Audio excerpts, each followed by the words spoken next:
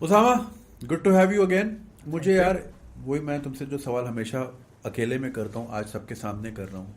हम इस दुनिया में क्यों हैं और हम यहाँ क्या कर रहे हैं? अच्छा, ये सवाल आप सिर्फ मुझसे नहीं करते, मैं खुद से करता हूँ, मैं गूगल से करता अच्छा, हूँ, आप मैं भी लगे हुए मुख्तलिफ हैं। सभी लगे हुए हैं। और इंसान हजारों साल से इसी सवाल के ऊपर लगा हुआ है ना, कि हमें तो पता तो चले कि हम यहाँ क्यों आए हैं। ठीक है, अब वो डिफरेंट फैक्टर है कि हम बहैसियत मुसलमान या हम कोई भी मज़हब को फॉलो करते हैं, हमें इसका जवाब पता है। लेकिन एक इंसानियत का ये सवाल है जो जहन में बना, मतलब जन्म लेता है और क्यूरियोसिटी पैदा करता है कि हमें इस सवाल का जवाब मिले। हमने इस सवाल को डिवाइड किया, छोटा बनाया इसका सवाल कि हमें, चलो हमें जवाब नहीं पता, बहैसियत इंसान हमें नहीं पता इसका जवाब, तो शायद कोई और हमारे जैसा इंटेलेक्चुअल बीइंग हो जिसको ये सवाल पता। और हमने इस पे मिलियंस बिलियन ट्रिलियन डॉलर अब तक खर्च कर दिए हैं स्पेस में जाके। स्पेस में जाके, और मुख्तलिफ हम अपने मिशंस भेज रहे होते हैं। आज जब हम की बात करें, मतलब बहैसियत इंसान हम यही करते आए हैं कि पहले स्टार्स को तकते थे, चांद को तकते थे, उसकी तख्लीक कैसे हुई, वो है क्या, फिर हम उस मिशन पे उड़ना सीखा हमने, अब हम उड़ते हुए वहां पे पहुंच रहे हैं। अच्छा, हम ये देखते हैं कि जी हम दूसरे प्लैनेट्स में जाके ढूंढ रहे हैं कि वहाँ पे कोई लाइफ फॉर्म है कि नहीं है। वो रोवर सड़ रहा है अकेला, मार्स में पानी ढूंढता फिर रहा है। अब ऐसा भी तो हो सकता है जैसे हमने वॉयेजर भेजा 70s में, वो एक फुल स्पीड में निकला हुआ और अब शायद सोलर सिस्टम अब क्रॉस किया उसने 50 साल बाद। तो ऐसा भी तो हो सकता है कि जैसे अभी हम इस दुनिया में मौजूद हैं, किसी और प्लैनेट ने, किसी और एलियन ने एक वॉयेजर भेजा हो और वो 1847 में या 1850 में यहाँ से गुजरा हो, लेकिन उस वक्त ना यहाँ पे रेडियो सिग्नल्स थे, ना कोई टेलीकम्युनिकेशन थी, ना कोई कैमरा था, ना सैटेलाइट थी। तो शायद हम मिस कर गए। बिल्कुल बिल्कुल बिल्कुल ऐसा हो सकता है। और ऐसा भी हो सकता है कि हमने जो वॉयेजर अपने भेजे हुए हैं वो किसी इतनी एडवांस सिविलाइजेशन के ऊपर से निकलते हो कि उनको फर्क ही ना पड़ता हो, बोलते हैं जाने दो भाई, ये हाँ। दूसरे नए बच्चे हैं, उन्होंने इतनी सिविलाइजेशन देखी हुई हों। लेकिन हमारे अलावा हम एज ए इंटेलेक्चुअल बीइंग, हमारे अलावा और भी इंटेलेक्चुअल बीइंग्स हैं। ये इंसानी तमाम मज़ाहिब के अंदर, तमाम हिस्ट्री अकाउंट्स के अंदर ऐसी चीज़ों का, ऐसी एंटिटीज़ का जिक्र है। ठीक है, हम चाहे हम दीन इस्लाम की बात करें तो हमारे पास फरिश्ते हैं, जिन्नात हैं, इस तरह क्रिश्चियनिटी के अंदर या दूसरे मज़हब के एंटिटीज़ मौजूद हैं जो इंसान नहीं है, लेकिन वो इंटेलेक्चुअल हैं। या तो वो पावरफुल है इंसानों से, या वो ज़्यादातर पावरफुल ही है, क्योंकि intellectual fails in front of super natural. ठीक है, हमारे सामने अभी कोई चीज़ आ जाएगी और हमारा इंटेलेक्चुअल टक फेल हो जाना है। तो इस तरह के बींग्स का जिक्र है। हम अगर हिस्ट्री की बात करें, बड़ी मशहूर पेंटिंग है एक यूएफओ, एक लेडी है उसके पीछे एक बंदा यूएफओ को पॉइंट आउट कर रहा है, और एक नहीं है, ऐसी सैकड़ों आपको मिलेंगी। इवन वो इजिप्ट के हायरोग्राफिक्स में भी जो है वो उड़ती हुई जा रही है। या फिर एक तो मैंने वो भी देखी थी, वो लैपटॉप लेके खड़ी है लड़की, किंग को दिखा रही है, उसमें यूएसबी पोर्ट भी लगे हुए हैं। एग्जैक्टली। तो इस तरह की चीज़ें आपके हिस्ट्री अकाउंट्स में हैं। अच्छा, मैं नोआ हरारी की बुक पढ़ रहा था, सेपियंस, तो उस कहानियों का बड़ा जिक्र करता है ना कि इंसानी पूरी जो हिस्ट्री है उसके अंदर कहानियों का बड़ा अहम रोल है। और वो वाली कहानियाँ नहीं होती, दियो मलाई कहानियाँ नहीं होती। इंसान ने कुछ सीखा, एक बंदे ने व्हील बनाया, ठीक है, व्हील उसने बनाया, उसने अपनी व्हील वाली कहानी किसी और के साथ शेयर की, उसने बोला चलो उसके अंदर अब सुराख करके डंडी लगा के देखते हैं। तो 3-4 बंदे ऐसे आ गए, उन्होंने एक व्हीकल बना दिया अपनी कहानियों से, और उनकी कहानियां हम पकड़ पकड़ के आज हमने हवाई जहाज तक बना दी। राइट ब्रदर्स जो थे, उन्होंने अपनी एक कहानी बनाई, साइकिल के साथ पैडल करते हुए, फ्लाइंग बर्ड को कॉपी करते हुए उन्होंने कोशिश की, मर गए, लेकिन उनकी कहानी से एक्सपीरियंस हासिल करके, इंस्पायर होके हमने जहाज बना दिए, रॉकेट बना दिए। अब तो मसला ही नहीं, अब तो टेस्ला की गाड़ी, कार स्पेस के अंदर घूम रही है। टेस्ला स्पेस के अंदर घूम रही है। तो ये कहानियां बड़ी अहम है। अच्छा, इस तनाजुर में जब मैं जाता हूँ और मैं हिस्ट्री के अकाउंट्स देखता हूँ और तमाम मज़ाहिब में देखता हूँ, तो मेरे जहन में आता है होमो ड्यूस के अंदर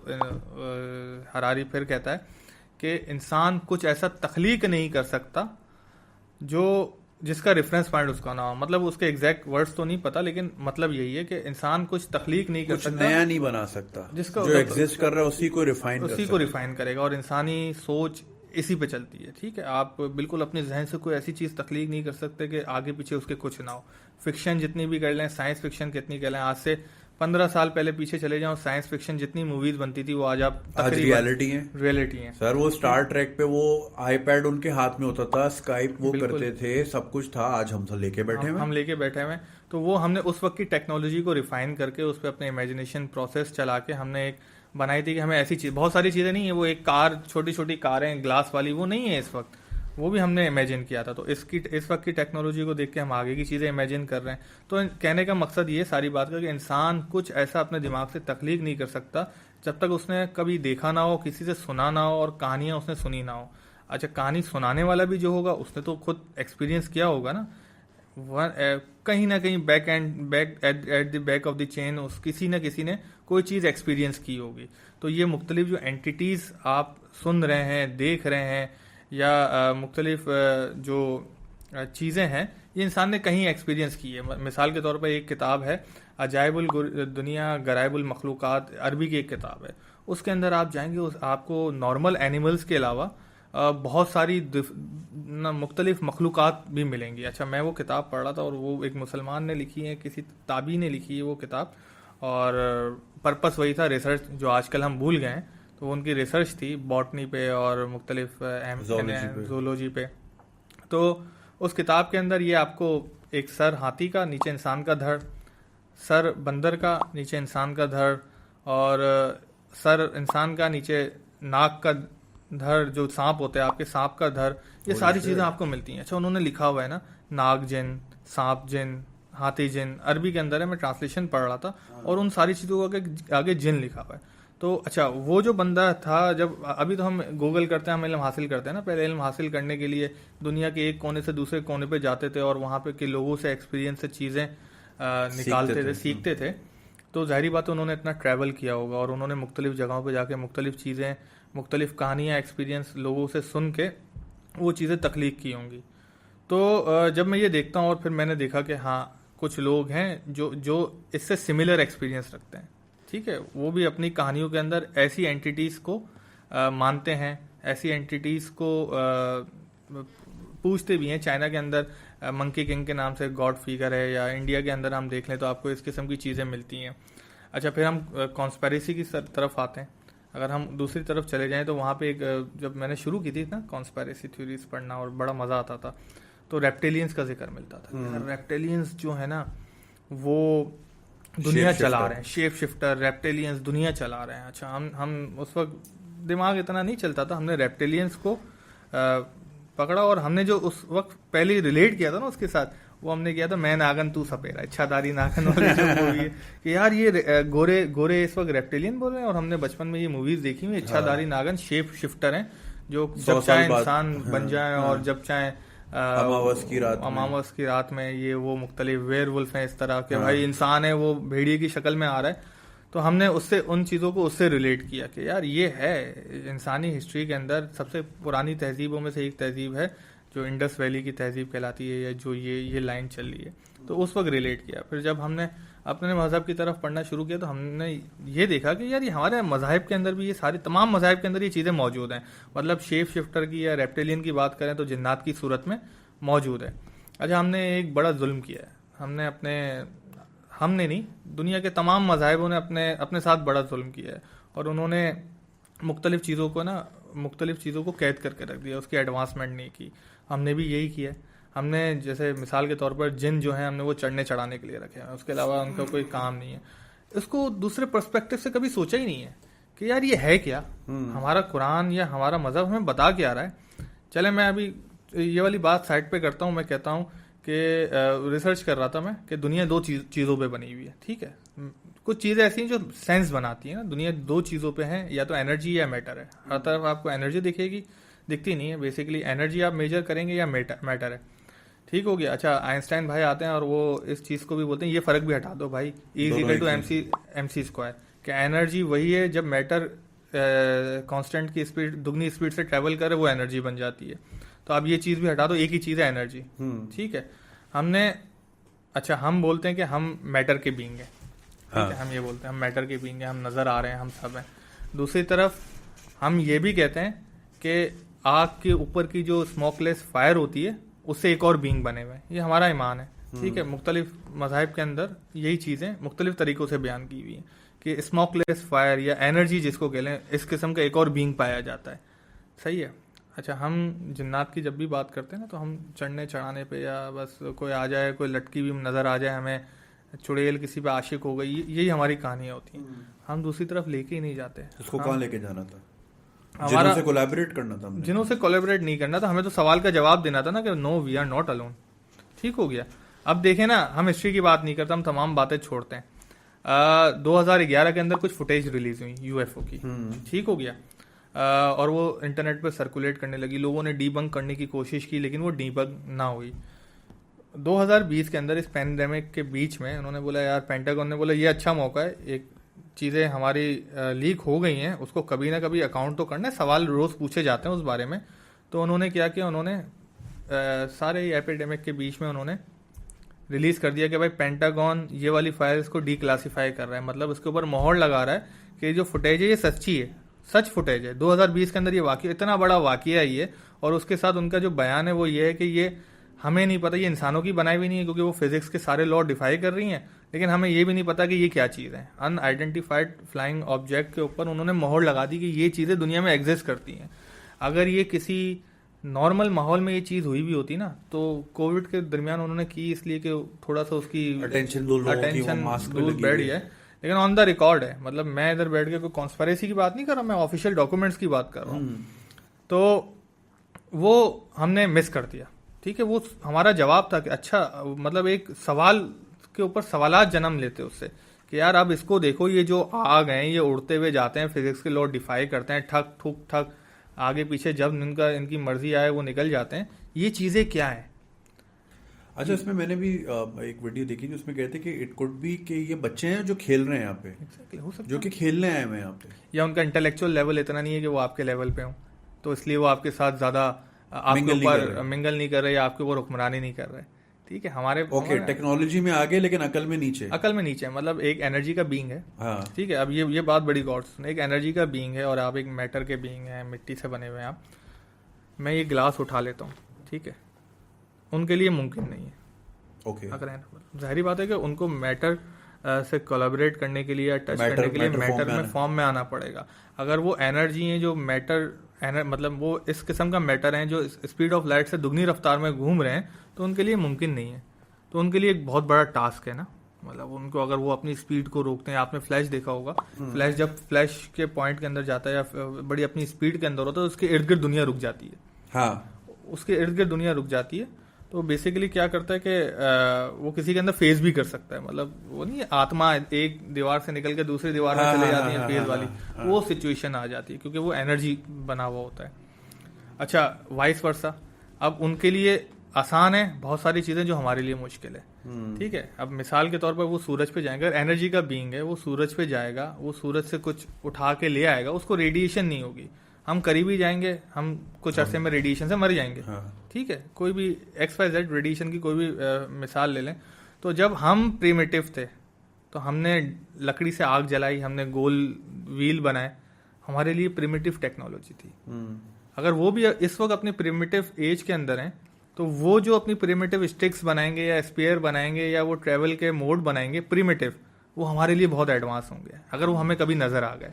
तो वो बॉब लजार की मैं उस वक्त सुन रहा था कि भाई कुछ चीज़ें उन्होंने आर्कोलॉजिकल फाइंड में कुछ चीज़ें ऐसी दरियाफ्त की थी। अच्छा, बॉब लजार एक ऐसी पर्सनैलिटी है कि अगर आप इसको रिसर्च करेंगे, कॉन्स्पिरेसी थ्योरिस्ट नहीं है, तो आज तक अफसोस करता है कि यार मैंने क्यों बोल दिया, मैं उससे खेलता रहता। उसने अपनी जान की डर की वजह से बोल दिया था कि मैं मारा जाऊंगा। तो वो बताता है कि आर्कोलॉजिकल फाइंड में उनको कुछ चीज़ें मिली जिसपे वो रिसर्च कर रहे हैं। अच्छा, इंसानी समझ से वो चीज़ें बाहर हैं, लेकिन वो देख रहे हैं कि ये बनता कैसे है क्या। और एक ये केमिकल का चार्ट क्या कहलाता है, ये पीरियोडिक टेबल के अंदर उस वक्त उसने 1980s के अंदर बताया था कि ये एक मैटर आने वाला है, एलिमेंट आने वाला है, और उसकी बात वो 100% सच हुई। ये ऑन द रिकॉर्ड है, ये कोई भी अगर सर्च करेगा तो वो हो जाएगा। तो बॉब लजार वो बंदा था जो बता रहा था कि भाई ये जो चीज़ें हैं ना, ये हमें मिली हैं, लेकिन हो सकता है ये उनकी प्रिमिटिव टेक्नोलॉजी हो, यानी अभी वो जो है बाबा आदम के दौर में हो। अच्छा, ये कैसे हो सकता है? अब मैं जब चीज़ें रिलेट करता हूँ ना, तो मैं जाहिर बात है मुसलमान है तो मैं अपनी मज़हब से करूँगा, जो सुन रहा है मेरे हिसाब से तमाम मज़ाहिब की जड़ ना, मतलब हम इंसान हैं तो एक ही जड़ है। आप अपने उसमें देखें, आप जो भी हैं, तो आप अपने मज़हब में देखें, आप जो भी जिसको भी फॉलो करते हैं, आपको ये चीज़ें मिलेंगी। ठीक हो गया। तो अब जब मैं देख रहा हूँ कि यार अगर मैं एक बीइंग हूँ, मेरा ईमान है बाहैसियत मुसलमान के जिन्नात हैं, लाजमी है, हिस्सा है, फरिश्ते हैं, लाजमी है। तो अब मैं कहाँ पे खड़ा हूँ, मुझे तो अशरफुल मखलूकात का है। अगर किसी दूसरे बीइंग के पास ऐसी ताकत है जो इस किस्म की काम कर सकता है, वो तो हमें गुलाम बना दे, खत्म कर दे। इबलीस का तो मसला यही था ना कि भाई वो कहता था कि आपने मुझे छोड़ के इसको खलीफा बना दिया, तो मैं तो हसद में और मैं तो मुख्तलिफ चीज़ों में जो मेरे अंदर एनवी हो रही है, मैं तो इसको मानूंगा ही नहीं। तो उसके लिए क्या मसला था, अगर वो इतना पावरफुल बीइंग है उसके लिए क्या मसला था, वो तो 2 मिनट के अंदर सफाई हस्ती से मिटा देता। वो पूरी एक जो हमें बताया गया है कि इस्लाम के अंदर के जिन्नात हैं और वो इतने पावरफुल हैं, और ये भी बताया गया कि तुम्हारी आंखों के आगे पर्दा भी है, तुम नहीं देख सकते उसको। तो इन चीज़ों पे रिसर्च करने की ज़रूरत है कि भाई हम क्यों नहीं देख सकते, हम क्यों नहीं देख सकते, क्योंकि हमें देखने के लिए दूसरे डायमेंशन में जाना पड़ेगा उनको, ठीक है ना। वो बड़ी स्पीड के अंदर गुजर रहे हैं, उनकी उम्रें बड़ी बड़ी हैं, वो बड़ी बड़ी उनकी उम्रें, ये क्यों है, मतलब ये क्यों वाले सवाल ना हमने एलिमेंट ख़त्म कर दिया।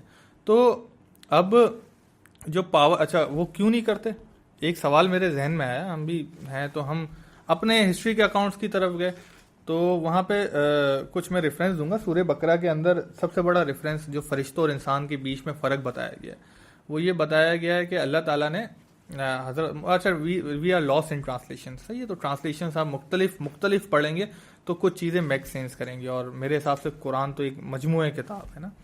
तो वहाँ पे हज़रत अल्लाह ताला फरिश्ते अल्लाह ताला से सवाल करते हैं कि आपने हज़रत आदम को बनाया तो जाके फसाद करेगा, तो अल्लाह जवाब देते हैं। सूरह बकरा की शुरुआती मेरे ख्याल से आयत है कि जो मुझे पता है वो तुम्हें नहीं पता। जाहिर बात है, हम तो मानते हैं वो एंटिटी सब जानती है। तो अच्छा फिर क्या होता है कि फरिश्तों से अल्लाह ताला कुछ चीज़ों के बारे में पूछता है, तो फरिश्ते कहते हैं हमें वही इल्म है जो आपने बताया है।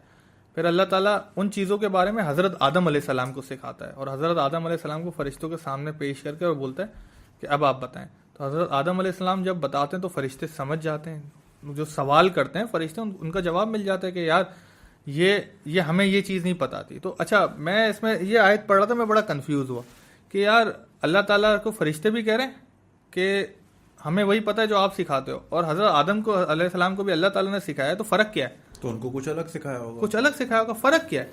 अच्छा वो फ़र्क जब हम इंसानी चीज़ों के अंदर गए कि क्या बताया होगा यार, क्या चीज़ें बताई होंगी, एक दिमाग चलता है ना।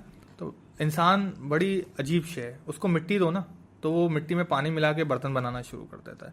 उसने पत्थर और लकड़ी देखी तो उसने हथियार बनाना शुरू कर दिए। तो ये इंसान का वो इंटेलेक्चुअल है जो फरिश्तों के अंदर जीरो है। अच्छा हमने बचपन से ये भी सुना है कि फरिश्ते सवाल नहीं करते, हम तो बोलते हैं ना कि फरिश्ते जो होते हैं, लेकिन हमें यहाँ बताया जा रहा है उनकी अपनी सवाल करने की कैपेसिटी है, लेकिन इंटेलेक्चुअल लेवल का फ़र्क है। इंटेलेक्चुअल लेवल इन सेंस के क्रिएटिविटी, हम तख्लीक करने वाले हैं, वो है ना इंसान।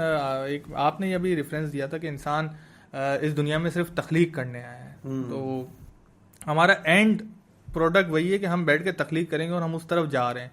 अभी मैं GPT-3 AI ओपन AI का मैं पढ़ रहा था, तो AI ह्यूमन कम्प्रहेंशन के लेवल पे ना काम करना शुरू कर दिया उसमें। अगर GPT-3 पाकिस्तान के अंदर तो मेरे ख्याल से शायद इक्का दुक्का लोग ही जानते होंगे क्या हो रहा है, लेकिन वहाँ पे ह्यूमन लेवल पे AI ने काम करना शुरू कर दिया है। आपके पास 3D प्रिंटर है, आप सिंक कर लेते हैं चीज़ों को, तो बहुत जल्द ऐसा होगा कि आप घर में घुसोगे, बोलोगे चाय, तो चाय बन रही होगी आपके मुताबिक। फूड प्रिंटर्स आ गए, आप बोलोगे बर्गर खाना है तो वो प्रिंट हो रहा होगा। मतलब जो हम जेटसन्स पे देखते थे, और जेटसन्स 60s का कार्टून, एग्जैक्टली जेटसन्स, तो दे हैड प्रेडिक्टेड दिस के 60-70 साल बाद ये गेम होनी है, यही गेम होना है, फ्लाइंग कार्स भी आ रही हैं। तो एट द एंड हमारे पास जो चीज़ रह जाएगी ना आखिरी, आप लेबर हटा लें, आप मुख्तलिफ दिमाग चलाना छोड़ दें, हमारे पास जो चीज़ रह जाती है ना एंड में, वो क्रिएटिविटी रह जाती है, और यही हमें यूनिक बनाती है, यही हमारी ट्रेट है। मतलब अगर आपके सारे काम हो रहे होंगे तो उस वक्त कामयाब कहते हैं ना, जॉब मार्केट, वो जॉब वॉब सब खत्म कर दो, जो जितना क्रिएट करेगा वो क्रिएटिविटी उसको दूसरों से मुमताज करेगी, अलग करेगी, वो क्रिएटिविटी है। आप देखते हैं ना बहुत सारे लोग समझते नहीं यार, ये आर्ट के सामने ये 4-5 पचके मारे हुए कलर के, उसके सामने बैठ के ये ढूंढ के आ रहा है, और वो 3 मिलियन की बिक्री है, 3 मिलियन की बिक्री है, 21 मिलियन की बिक्री है। तो ये चीजें तो आपको पता है, बाहैसियत इंसान आपने एक्सपीरियंस की हुई है कि जो आर्ट जितना बेहतरीन आर्ट बनाता है वो उसको कदरदान उतने उसके ज़्यादा होते हैं। तो इंसान तख्लीक करने के लिए आया हुआ है इस दुनिया के अंदर। हाँ वो अपनी तख्लीक से तबाहकारियाँ कर रहे हैं, वो अलग बात है, क्योंकि ये भी हमारी डेस्टिनी है। हाँ। हमें तो दुनिया को ख़त्म ही करना है, जिन्नात के बस की बात नहीं थी, तभी यानी हम एक सेल्फ डिस्ट्रक्शन मोड पे लगे हुए हैं। और मैंने एक टॉक अटेंड की थी उसमें एक साइंटिस्ट थे, पाकिस्तानी साइंटिस्ट जो कि नासा के लिए काम करते हैं। तो उन्होंने बताया था कि बात यही थी, टॉपिक भी यही था, आर वी अलोन। और ये को मैंने 8-9 साल पहले अटेंड की थी। तो उसमें उन्होंने कहा था कि अगर आप आज के दौर में देखें तो इंसान के पास आज वो पूरी कैपेसिटी है कि पूरी दुनिया को सेल्फ डिस्ट्रक्ट कर सकता है। भाई न्यूक्लियर चारों कोनों पे लगाओ, 2 बीच में लगाओ, दुनिया खत्म, ऐसा ही है। ठीक है, जीरो हो जाएगा, माइक्रोब्स रह जाएंगे, फिर वो एक एवोल्यूशनरी प्रोसेस होगा और फिर 1-2 लाख साल बाद फिर हम इंसान जाके बनेंगे और फिर एक दूसरी। तो वो कह रहे हैं कि कुछ थ्योरीज ऐसी हैं कि इंसान 1-2 बार ये पहले कर चुका है कि एक इंटेलेक्ट के वो उस लेवल पे आया कि सेल्फ डिस्ट्रक्ट हो गया, फिर जीरो से स्टार्ट हुआ। तो जो हमें जो कुछ चीजें मिलती हैं जैसे पिरामिड्स हैं, with all the technology that we have today, हम वो पिरामिड रेप्लिकेट नहीं कर सकते, नहीं कर सकते, नहीं कर Exactly सकते, नहीं कर सकते, समझ ही नहीं आता। इसी तरह वो मैं देख रहा था एंशिएंट टेम्पल्स इंडिया में जो हैं वो घूमते हैं और वो मतलब उंगली से उनके पिलर्स घुमा सकते हो, वो रोटरी सिस्टम उन्होंने ऐसा लगाया हुआ है, उससे लाइट जनरेट होती थी, मंदिर रात में चमकते थे। सर ये बड़ा इंटरेस्टिंग टॉपिक है इंडिया में, बहुत बहुत इंटरेस्टिंग टॉपिक है। मैं खुद टेम्पल देख रहा था इंडिया के, तो मतलब जिस तरह ग्रेव किया हुआ है ना, आप तो अभी 3D प्रिंटिंग में प्रिसाइजली जो हुआ है, आप अभी 3D प्रिंटिंग से वो भी अभी भी उतना प्रिसाइजली नहीं कर सकते चीजें, लेकिन वो इतनी मतलब इतना स्मूथ काम हुआ है कि लगता है कि किसी ने 3D प्रिंटर लाके बहुत बड़ा वाला, हाँ। और जिसके बहुत सारे फंक्शनलिटी हो, इंग्रेवमेंट जिसके हाथ में हो, वो छोड़ दिया, उसने अपना खुद बना लिया। कुछ मंदिर ऐसे भी थे जिनके नीचे व्हील्स लगे हुए हैं, एग्जैक्टली, और वो बड़े आराम से मूव होते थे। वैसे वो टनों का है, लेकिन बड़े आराम से आप मूव कर लिया करते थे। ऐसे भी पिलर्स हैं कि जिसके अंदर पत्थर के अंदर एक इतना बड़ा पत्थर है, वो निकल नहीं सकता, तो वो डाला कैसे अंदर, और उसमें कोई कटिंग भी नहीं हुई। एग्जैक्टली, और आज की टेक्नोलॉजी में भी हमारे लिए मुमकिन नहीं है। तो वही बात है कि अच्छा, अब हमारे यहाँ भी कुछ ऐसे अकाउंट्स मिलते हैं ना कि यार ये चीजें मुमकिन कैसे हैं। मिसाल के तौर पर कुरान के अंदर ही हजरत सुलेमान अलैहिस्सलाम का वाक़या कि वो जिनों से काम करवा रहे हैं। हाँ। तो मैं अभी जो इंटेलेक्चुअल की बात कर रहा था कि अगर हम 3 नंबर 1 स्केल 0 1 2 हम 2 नंबर पे हैं, तो फरिश्ते 0 नंबर पे हैं, उनके अंदर शायद वो क्रिएटिविटी और तख्लीक पना ना हो। तो अगर हम किसी और एंटिटी को मानते हैं और हम ये समझते हैं कि वो इतनी पावरफुल होगी और उन्होंने अभी तक हमारे ऊपर हुक्मरानी क्यों नहीं की है, हम पे वो हावी क्यों नहीं हो गए, तो शायद हम ये थ्योरी भी ला सकते हैं कि उनका इंटेलेक्चुअल लेवल 1 पे हो, हम 2 पे हैं, वो 1 पे हो। और अगर हम इसको देखें अपने हिस्ट्री के अकाउंट में, तो हजरत सुलेमान अलैहिस्सलाम जिन्नात से काम करवाते थे, ठीक है। और उसमें जब वो एक जो वाक़या है उनकी जो रूह फानी जहाँ से कूच करती है, इंतकाल का वाक़या है, तो उसमें बताया गया कि वो जिन काम कर रहे हैं और आज़ाब में मुब्तला होकर काम कर रहे हैं। एक अल्फाज इस्तेमाल किया, आज़ाब में मुब्तला होकर। तो यहाँ से एक और थ्योरी भी निकलती है कि जिन जो है ना वो एनर्जी की फॉर्म में होते हैं, और जब वो अपने आप को फिजिकल करने की कोशिश करते हैं ना, तो उनके लिए बड़ी तकलीफ दे अमल होता है, बड़ा तकलीफ दे अमल होता है। सही, जैसे वेयरवुल्फ बनते हुए वो बंदा चीख रहा होता है। अच्छा, ये किस तरह के, अगर आप वो स्पेस की वो ट्रेनिंग करवाते हैं ना, आपको बड़ी स्पीड में घुमाते हैं, हाँ, वो जी फोर्स पे, तो उसमें बड़ा तकलीफ दे अमल होता है, उसकी बहुत ट्रेनिंग होती है। अब इस फोर्स को ये समझे, अगर ये लाइट की स्पीड से घूम रहा है और एक इंसान अगर उसके अंदर है, तो आपको कितनी तकलीफ होगी। सही बात, आपको कितनी तकलीफ होगी। तो आप उस तकलीफ को इमेजिन करें कि अगर कोई एनर्जी बीइंग है उसको मैटर के अंदर आना है, तो वाइस वर्सा तकलीफ में होगी। तो इसलिए हर कोई आपको, जिन्नात आपको यहाँ पे एक थ्योरी है कि यहाँ पे इसलिए नजर नहीं आते कि उनके लिए बड़ा तकलीफ दे अमल है। उसमें भी वो जो बहुत ही पावरफुल होते हैं ना, वो उस चीज़ को झेल सकते हैं, तो वो कभी, और उनके लिए इंसान का स्केलेटन की सूरत लाना बहुत मुश्किल है। तो वो हमें बताया गया है कि वो सांप और कुत्तों की सूरत में ज़्यादा होते हैं, उनके लिए आसान होता होगा। वो हमें नहीं पता, वो दुनिया को हमने एक्सप्लोर नहीं किया, हमें जितनी नॉलेज है। तो उनका इंटेलेक्चुअल लेवल की बात कर रहा था कि हमें बताया गया कि हज़रत सुलेमान की रूह चली गई, वो अल्लाह ताला ने कब्ज़ कर ली, उनका टाइम पूरा हो गया, वो हम बैठे हुए अस्सा पे और अस्सा को दीमक खा रही है। अच्छा, दीमक खाने का अमल ऐसा नहीं है कि चंद दिनों के अंदर हो जाए, वो एक अरसा लगता है, और जब वो दीमक खाती है और अस्सा हिलता है और हज़रत सुलेमान अलैहिस्सलाम अपनी जगह से हिलते हैं, तो जिन्हों को पता चलता है कि भाई इनका तो इंतकाल हो गया है, फिर वो भाग जाते हैं अपनी ड्यूटीज छोड़ के। तो वो एक एनर्जी का बीइंग है, वो बड़ी बड़ी बताते हैं कि इमारत बना रहे थे, तो वो जब एनर्जी का बीइंग मैटर फॉर्म में आके पत्थर उठा के जा रहा हो, तो उनके लिए बड़ा तकलीफ दे अमल होता है, लेकिन वो डर की वजह से कर रहे थे, यानी स्लेवरी कर रहे थे बेसिकली। अच्छा, इससे ये भी पता चलता है कि उनका इंटेलेक्चुअल लेवल क्या है। तो अगर हम कोई ऐसी एंटिटी समझते हैं कि हमारे अलावा मौजूद है और उसका इंटेलेक्चुअल लेवल हम 100% पे, वो 25% पे, तो वो इतनी एवोल्यूशन नहीं कर सकते, वो इतनी तरक्की नहीं ला सकते, अपनी चीज़ों के अंदर तरक्की नहीं ला सकते। तो बेसिकली वो इंसान से ही सीख रहे हैं। आम मिथ भी है ना कि बच्चा कुरान हिफ्ज करता है उसके साथ एक जिन हिफ्ज कर रहा होता है हमारे माशरे में। तो ये तो चूंकि उनका इंटेलेक्चुअल लेवल इतना नहीं है तो उनको सपोर्ट चाहिए होती है। तो लेट्स से कि हमने ये सुना था हज़रत सुलेमान अलैहिस्सलाम का एक तख्ता जो अलग झपकते ही यहाँ हवाओं पे सफ़र करता था, तख्ते सुलेमानी कहते हैं जिसको, उसको रेप्लिकेट देख के किसी जिन ने रेप्लिकेट कर लिया हो और वो यूएफओ बना दी हो। उनके लिए तो प्रिमिटिव होगा ना, उनके लिए तो प्रिमिटिव टूल्स होंगे। हम जिस तरीके से मैटर या एनर्जी को हम ऑब्जर्व करते हैं, अगर कोई एनर्जी का बीइंग है वो उस तरीके से नहीं करेगा, उसके लिए तो दुनिया ही मुख्तलिफ होगी, उनकी उम्रें, लॉज मुख्तलिफ होंगे, उनके लिए लॉज मुख्तलिफ होंगे। अच्छा, ये तो ऑन फैक्ट है ना कि फिजिक्स के लॉ डिफाई करती हुई चीजें हमने देखी हैं और पेंटागन उसकी तस्दीक कर रहा है।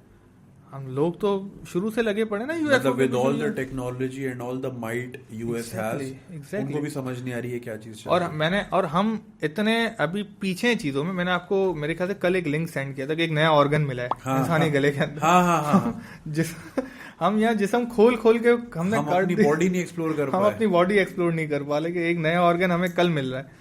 और तो सोचे ना कि हमने कितनी सारी चीजें अभी एक्सप्लोर करनी बाकी है। यानी अभी हमने अपने अंदर ही नहीं देखा पूरा अपने अंदर, और हम पहुंचे में प्लूटो पे, दूसरी गैलेक्सीज में।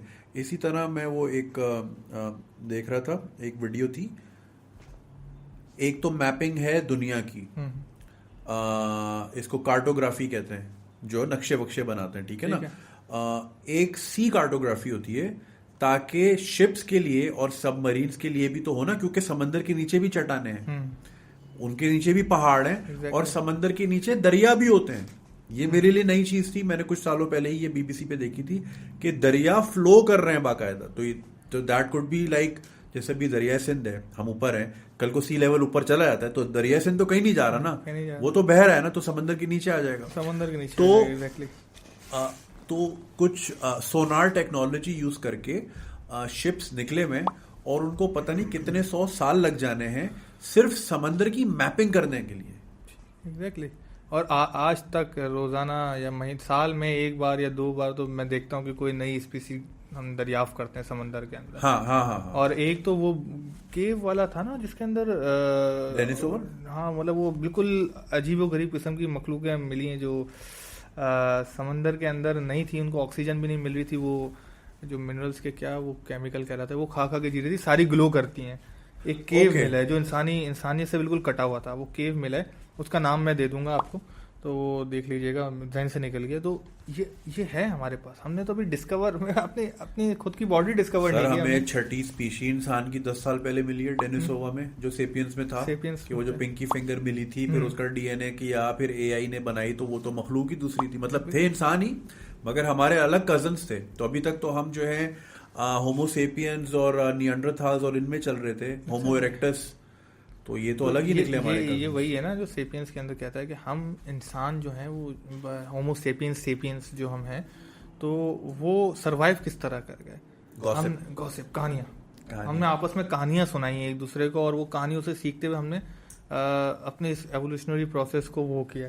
तो हमें इंटेलेक्चुअली ये चीज़ बनाती है ना, अगर आप देखें दूसरी चीज़ों से, तो हमें तो मुनफरद ही हमारे अंदर चीज़ ये जुनैद भाई, क्योंकि उसमें वो बात ये थी ना कि वो जैसे निएंडरथाल्स थे, उनका साइज भी बड़ा था और उनके दिमाग का साइज भी बड़ा था। और अभी भी हमारी बॉडी में सबसे ज्यादा एनर्जी जो कंजर्व करता है वो हमारा दिमाग करता है, हमारा ब्रेन करता है सबसे ज्यादा, मतलब 40-50% ले जाता है। तो चूंकि उनका ब्रेन साइज बड़ा था तो उनको खाना भी ज्यादा पड़ता था, तो उनका सारा टाइम खाना ढूंढने में निकल जाता था, तो वो दूसरे काम नहीं कर पाते थे।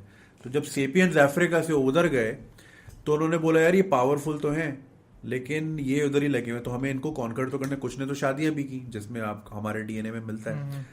अब बात उसमें ये की थी हरारी ने कि एक इंसान के 150 से ज्यादा दोस्त नहीं हो सकते, ठीक है, मगर वो क्या चीज है कि जो मुझे और एक राह चलते हुए फकीर को एक ही पेज पे ले आए, वो है रिलीजन, वो है कहानियां, ठीक है, फिक्शन।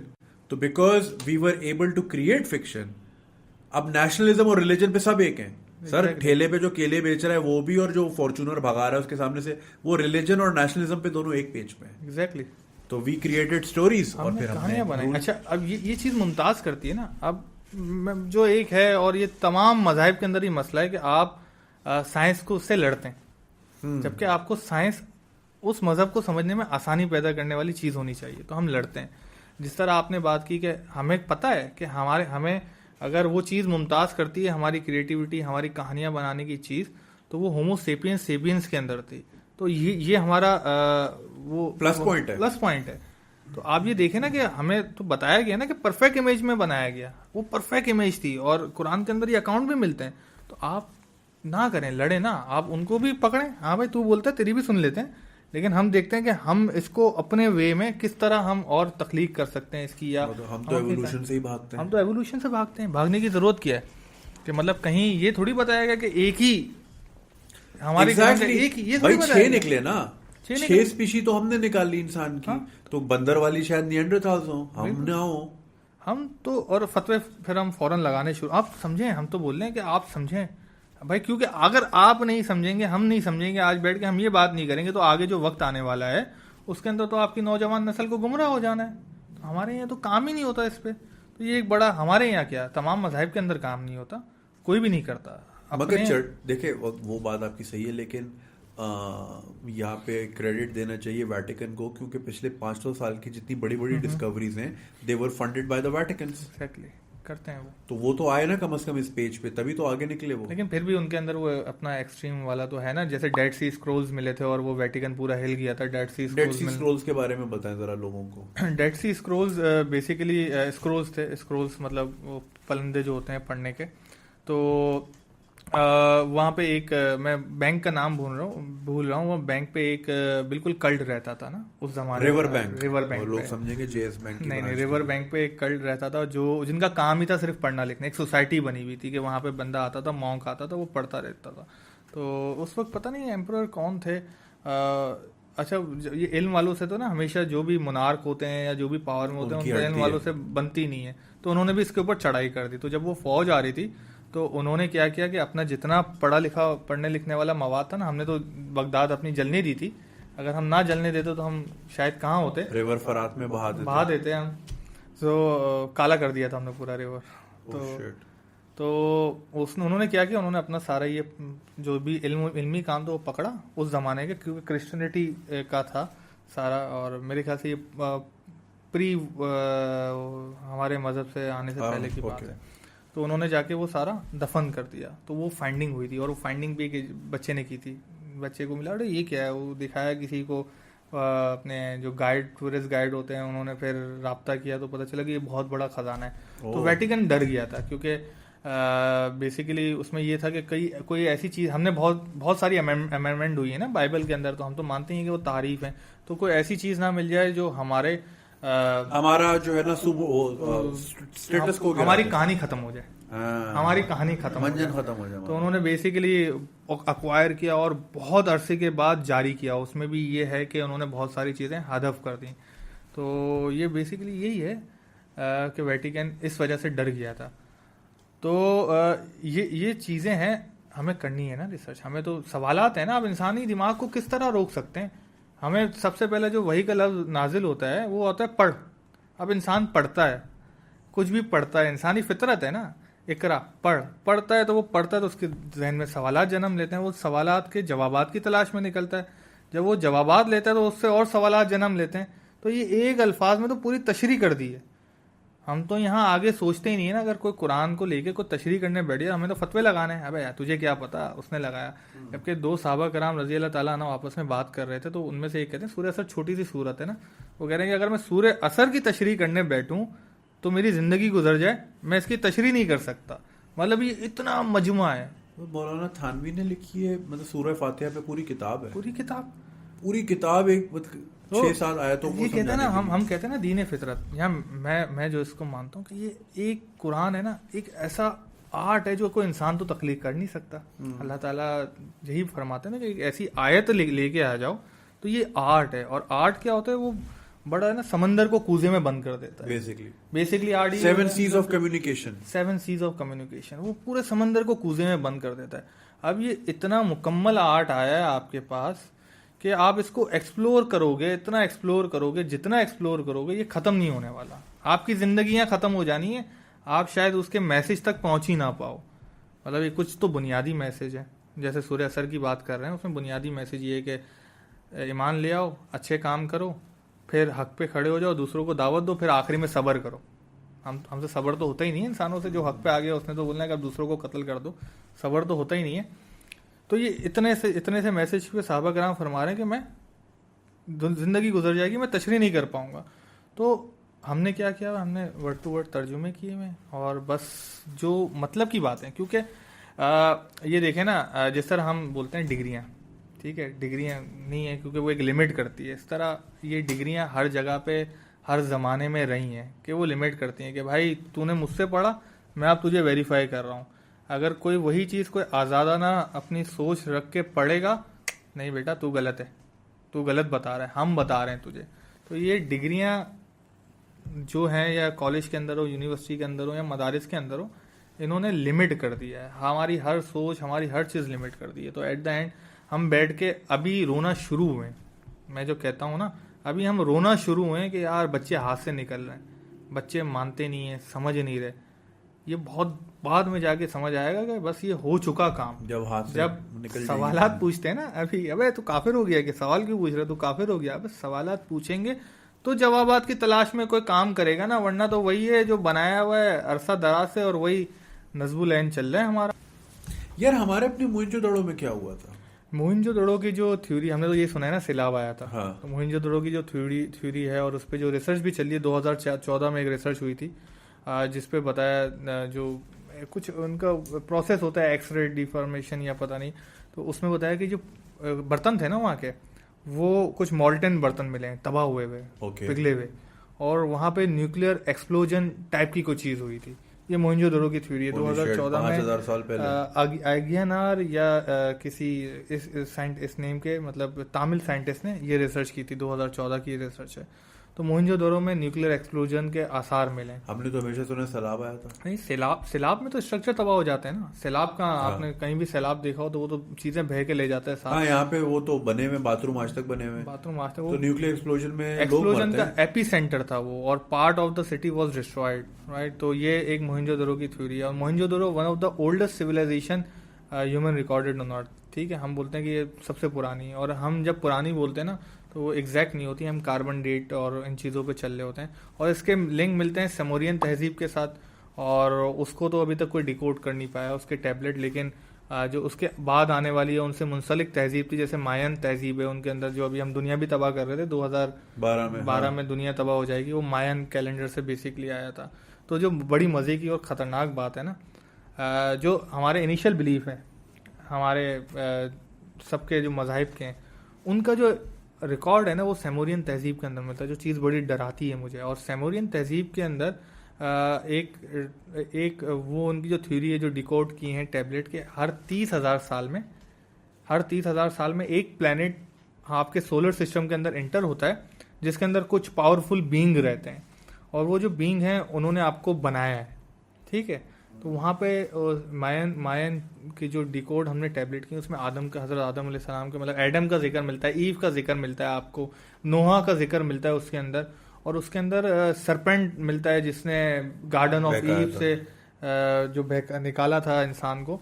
तो इस तरह की मुख्तलिफ चीज़ें आपको उसमें उन रिकॉर्ड्स के अंदर मिलती हैं। तो मैं जो बार बार कह रहा हूँ कि इंसान तख्लीक नहीं कर सकता, तो ये कहानियाँ आपकी हिस्ट्री के अंदर एम्बेडेड। अच्छा, अब किसने इसको तोड़ मरोड़ के किस तरह पेश किया है, उसके ऊपर मजीद रिसर्च होनी चाहिए। मैं ये सोचता हूँ कि अगर 30,000 साल दोबारा पूरे आ गए, और वो कोई इस किस्म की मखलूक मेरे सामने आ गई और बोला कि हमने बनाया था, और बोला जाओ अपनी हिस्ट्री के अंदर देखो, ये सारी चीज़ें तुम्हें मिलेंगी अगर हम झूठ बोल रहे हैं, मेरा तो ईमान वहीं ख़त्म हो जाएगा ना। अब जो पहले तो हम दज्जाल के फितने की जब बात करते हैं तो सहाबा किराम रो पड़ते थे, इतना ख़तरनाक फितना होता था वो ना, उससे पनाह मांगते हुए। और हम तो बोलते हैं आएगा तो देख लेंगे, अबे पागल थोड़ी हैं, ऐसी ही है ना हम। हाँ। तो बेसिकली वो किस तरह आएगा और किस तरह परसीव करेगा चीज़ें, और किस तरह डिसेप्शन फैलाएगा, वो चीज़ें हमें देखनी है। तो बहुत ऐन मुमकिन है कि एक, हमें तो ये पता है कि दज्जाल इंसान तो नहीं है ना, वो जिन है, तो कुछ एंटिटीज ऐसी हैं, या जस्सासा की बात करें एक, या एक और जानवर का जिक्र है कुरान के अंदर है या अहादीस के अंदर है, मेरे जहन से निकल रहा है, जो दागेगा, लोगों को दागेगा, दाबा है या धागा है, वो लोगों को दागेगा, वो ट्रेडमार्क लगाएगा कयामत से पहले। तो और जस्सासा है जिसके पूरे बाल होंगे। तो एक्सप्लोर करने को बहुत है, एक्सप्लोर करने को बहुत है। अगर हमने आज एक्सप्लोर नहीं किया ना ये, तो आगे जब ये चीजें सामने आएंगी ना तो वी वोंट बी प्रिपेयर्ड, हमारे पास तैयारियां नहीं होंगी। अच्छा, वो मैं उस दिन एक आर्टिकल पढ़ रहा था, उसमें था कि जी आपके फेस के ऊपर इतने बैक्टीरियाज रहते हैं कि अगर आपको पता चल जाए, और रात को वो सेक्स भी करते हैं आपके चेहरे पे, और गुड बैक्टीरिया भी होते हैं, बैड भी होते हैं, और उनकी आपस में बैटल्स चलती रहती हैं आपको प्रोटेक्ट करने में, ठीक है ना। आपकी बॉडी के अंदर भी माइक्रोब्स होते हैं, वो आपस में लड़ रहे होते हैं। कोरोना वायरस में जो सेल और वायरस की लड़ाई है, एक सेलुलर लेवल पे एक वॉर हो रही है। एग्जैक्टली। मैं इस तरह सोचता हूँ कि कंप्यूटर का मदरबोर्ड देखा है ना, हमारे लिए कितना छोटा छोटा होता है, लेकिन उसको अगर आप बिल्कुल जूम इन करके देखो, पूरा शेख ज़ायद रोड लगता है दुबई का। एग्जैक्टली ऐसा ही है। तो क्या पता हमने बनाया, हमने बनाया। ऐसा भी तो हो सकता है एक बहुत बड़ी बीइंग क्या हम माइक्रोब्स हों, और ये हमारी जितनी भी कायनात है या हमारी जितनी भी सिविलाइजेशन है, हम किसी के चेहरे पे पड़ी हुई एक माइक्रोब हो, और जो इंडिया पाकिस्तान वॉर कर रहा है वो बेसिकली गुड वायरस और बैड वायरस, या गुड बैक्टीरिया बैड बैक्टीरिया आपस में लड़ रहे हैं। एग्जैक्टली। अच्छा, इसको बिल्कुल ना लिटरली फॉर्म में कोई अगर लेता है तो वो बहुत बड़ा बेवकूफ़ है। इसको लिटरली फॉर्म में नहीं लेना। एक ये एक्सप्लेन करने की कोशिश कर रहे हैं कि ऐसा है, और क्या मुमकिन नहीं है ऐसा हो कि हमें तो बताया गया कि भाई दुनिया की जो औकात है वो मक्खी के पर के बराबर नहीं है। यही है ना। हाँ। और क्या, आपकी कोई औकात नहीं है, आपको तो किसी भी मजहब के अंदर आपकी कोई खास औकात नहीं बताई गई। आप जिस दुनिया के अंदर है तो उसकी मक्खी के पर हैं। जो जिस चीज़ की औकात है और जिस चीज़ को सबसे ज़्यादा हाईलाइट किया गया ना, वो आपके इंटेंशंस हैं कि आप अच्छे हो या बुरे हो। आप अच्छे हो या बुरे हो, इसकी बुनियाद पे आपको गिफ्ट मिलेगा। ठीक है, आप अच्छी डीड करते हो, आप चीज़ों को मानते हो, आप लॉजिकल हो। हमारे इस्लामी दीन के अंदर भी ये कि आप लॉजिकल हो, आप लॉजिकल चीज़ों पे बिलीव करते हो। आप इलॉजिकल हो गए तो आप नहीं है किसी काम के, चीज़ से हट गए तो नहीं है काम। आपका डायरेक्शन एक है, आप तौहीद के कायल हो। आप अगर लॉजिकल हो तो आपको गिफ्ट मिलेंगे, और एट द एंड ऑफ जब आपकी जिंदगी खत्म होगी तो चीजें मिलेंगी।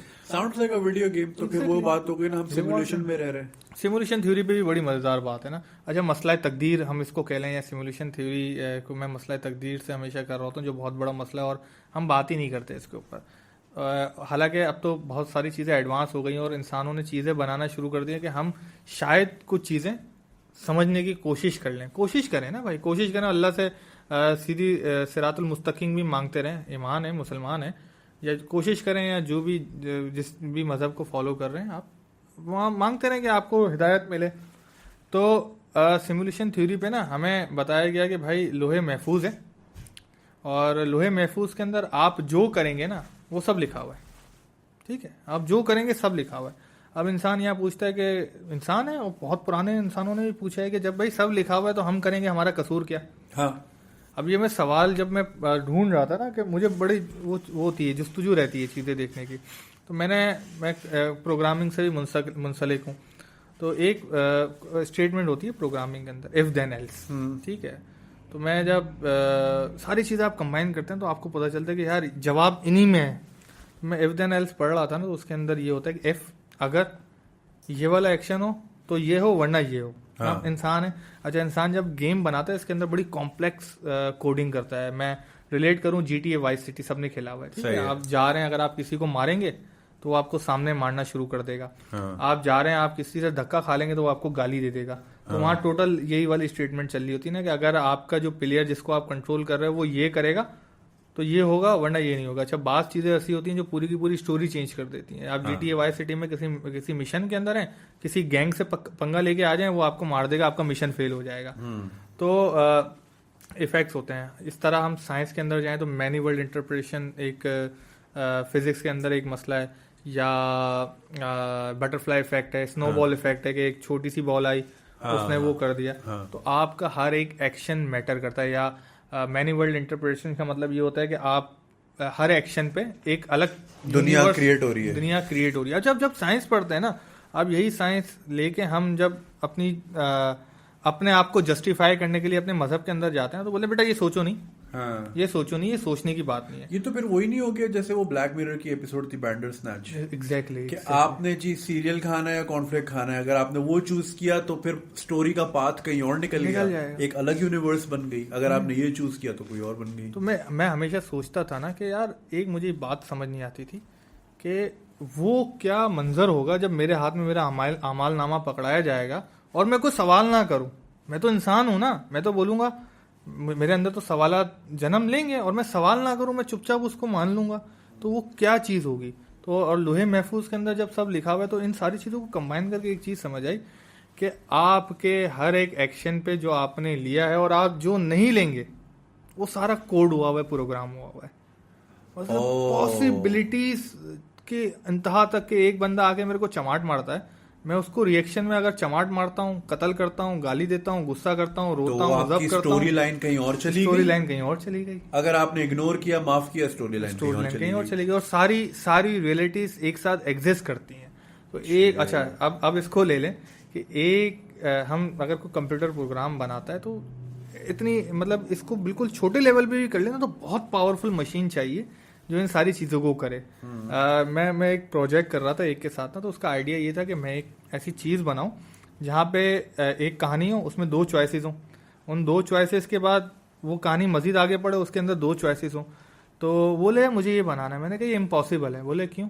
मैंने कहा वो नहीं सुना कि मुझे शतरंज के सब पे सारे शतरंज पे एक चावल का दाना रखो, तो जब आप मतलब ट्वाइस एज मच जब आप हर चीज़ में 2 चॉइस देंगे तो दुनिया का अनाज खत्म हो जाएगा आखिरी खाने तक पहुंचते पहुंचते कि वहाँ चावल हो। तो आप मुमकिन ही नहीं है ये कर सकें, इंसान के लिए मुमकिन नहीं है। लेकिन अगर कोई इतनी पावरफुल एंटिटी है और उसने ये सारी चीज़ें बनाई हुई हैं तो उसके लिए कोडिंग की हुई है, तो मुमकिन क्यों नहीं होगा। लोहे महफूज को अगर हम एज अ कोड समझें, उसके अंदर जो और बताया भी गया है कि कुछ चीज़ें हैं मेरे जहन से निकली, इसलिए मैं ज़्यादा कोड नहीं करूँगा कि मिनरल्स का मुख्तलिफ बताया गया है कि हीरो से लिखा हुआ है या जवाहरात से लिखा हुआ है। जब आप उसे रिसर्च करते हैं तो ये हमें पता चलता है ना ये इलेक्ट्रिसिटी के गुड कंडक्टर हैं। ठीक है, अभी तो यही हो रहा है ना, चिप में पहले रैम के अंदर पहले सोना लगता था, अब वो लिथियम, और अब रैम की चिप के अंदर सोना लगता था, अब क्रिस्टल भी आना शुरू हो गए, चीज़ इस्तेमाल होना शुरू हो गए। तो हमें तो ये बताया गया है ना। तो जब ये चीज़ें सब होंगी और आपके सामने मतलब आपके पास अभी तो हम क्या करते हैं, हम एक ज़िंदगी गुजार रहे हैं ना, तो हम रिवर्स फॉरवर्ड नहीं देख सकते। लेकिन अगर हम टाइम से बाहर चले जाएंगे तो आप तो अपनी हर चॉइस देख लोगे कि यार यहाँ पे मैं इसका कत्ल ना करता ना तो मैं इस दलदल के अंदर ना जाता, मैं इसको गाली ना देता ना मैं इस दलदल के अंदर ना जाता, देखो मेरी जिंदगी में कितनी अच्छी है। तो फिर आपके पास कोई सवाल बनता ही नहीं है। ये तो फिर वही हो गया, आप खड़े हो, सामने स्क्रीन आ गई, आप हाथ से चूज कर रहे हो। एग्जैक्टली कि भाई अब मेरा अच्छा ये है ना, जो नेक बंदे होंगे ये भी बताया गया, उनके लिए दिन छोटा होगा, वो निकल जाएंगे। जो वो होंगे जो जहन्नुम में जाने वाले गुनहगार बंदे के लिए, उनके लिए दिन भारी होगा और बहुत लंबा होगा। वो इसलिए होगा कि वो सारी अपनी चॉइसेस देख रहे होंगे। जिसको तो गिफ्ट मिल गया वो तो चला जाएगा ना भाई, खुशी खुशी। उस वक्त उस वक्त स्टेज क्लियर हो गई उसकी, मारियो ब्रदर मतलब झंडे पे लटक गया और आगे चला गया। तो फिर तो फैसला बनता ही नहीं है ना, फिर तो आपका सवाल तो बनता ही नहीं है ना। आपने तो अपनी सारी चॉइस, और ये साइंस हमें बता रही है, थ्योरीज हैं ये अभी, क्योंकि हमें इसको टेस्ट करने की हमारे पास कोई कैपेसिटी नहीं है एज अ ह्यूमन। तो मैनी वर्ड इंटरप्रिटेशन यही थ्योरी है कि आपके हर एक एक्शन पे कुछ ना कुछ चेंज, ये बटरफ्लाई इफेक्ट है कि आपने यहाँ पे कुछ बटरफ्लाई ने एक पंख मारा, उससे जो हवा निकली उसने कुछ किया, कोई पत्ता हिला, पत्ते से कुछ गिरा, फ्रूट गिरा, और ये पूरी बटरफ्लाई थ्योरी जो बटरफ्लाई इफेक्ट चलता है, और कहीं पे जाके जंग शुरू हो गई। तो ये बटरफ्लाई इफेक्ट है। तो आपके हर एक एक्शन से दुनिया के अंदर तब्दीली रोनुमा होती है।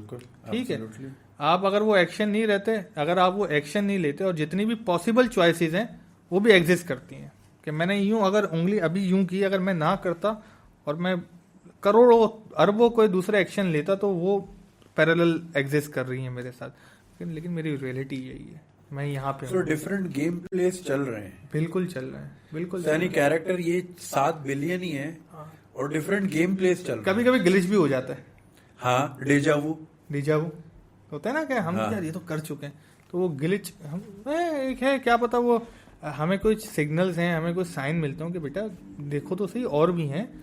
और इस तनाजुर में अगर हम देखें ना तो आपकी लाइफ बड़ी इंटरेस्टिंग है। और सवालात, यार एक इंसान अपनी जिंदगी में कितने सवालात के जवाब ले लेगा, तो कोशिश कर लो, बोल के देख लो। आज हम यहाँ बैठे हुए, क्या पता इस एक्शन से कल कोई तहरीक चल रही हो कि जब एलियन दुनिया के अंदर उतर रहे हो तो आगे आने वाली 100-200 साल की नस्लों के बाद, भाई हमें तो ये पता है, देखो यहाँ से ये कहानी शुरू हुई थी। हाँ, तो मैं तो कंटेंट यही सोच के बनाता हूँ कि मैं आजकल के लोगों के लिए बना ही नहीं रहे। तो 150 साल बाद कोई बच्चा, जैसे आप YouTube खोलते हो तो 2004 की जावेद करीम की वीडियो सामने आई हुई होती है, एल्गोरिदम चल रहा है बिल्कुल ना। algorithm तो चल इसी तरह 150 साल बाद कोई बच्चा बैठा होगा, उस वक्त हवा में लोग उड़ते होंगे, एल्गोरिदम की वजह से मेरी एक वीडियो सामने आ जाएगी, फिर वो एक क्लिक करेगा, रिकमेंडेड में जाएगा, दूसरी तीसरी बिंज वॉच करेगा, फिर वो आर्टिकल लिखेगा, ब्लॉग लिखेगा। 150 साल पहले कोई अंकल होते थे, ये बातें करते थे, ये बातें करते फिर वहां से एक डिफरेंट टेंजेंट पे दुनिया चली जाएगी। बिल्कुल। हमारे यहाँ मसला यही है कि हम ना सोचते हैं ना कदर करते हैं।